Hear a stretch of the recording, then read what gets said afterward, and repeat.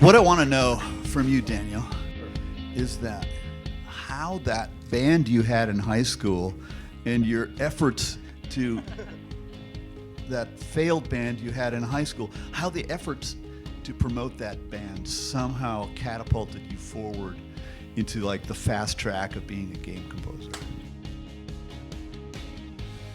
Everybody that you meet anywhere is like an opportunity. I mean, as an independent artist, it's difficult, you know?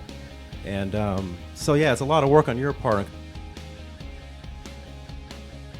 If I had a dime for everybody who comes up to me and says, well, how do I compose for games? How do I do this? How do I get this gig?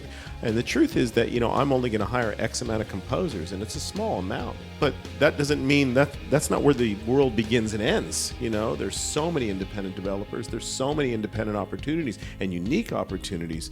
And I believe that this space, unlike probably any other space, affords musicians, songwriters, composers so many opportunities. It's really tough being an indie, anything really. Game development in particular is really tough.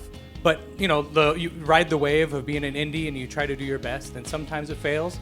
This time we actually had a success. Kickstarter was funded for 2.7 million plus. Initially during the Kickstarter, we had talked about, well, we really need to talk about the score, and we put the idea to the community to have it be a symphonic score. As we were going, we were putting out releases. It was scary as anything because you could put mistakes out. You could put something that other people are gonna notice right away, and they would hear it.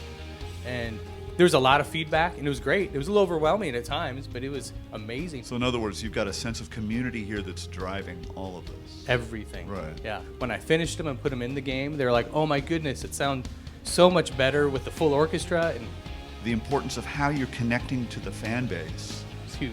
is related to the funding. And he says, "Oh yeah, that's a cool idea. Let's, we'll do some user research and get back to you to find out, if there's any interest in that." And I said, "Okay." And like half an hour later, he called me. He goes, "Yeah, let's do it." And I said, "Oh, I thought you were going to do a bunch of user research." And he goes, "Yeah, we just polled all of our beta testers, and they said, oh, absolutely." and at that moment, see, I came from the commercial world, and like user research was like testing, and weeks, months went by before you actually got any hard data. And I suddenly realized, wow, the world is about to change. It's so inspiring and informative.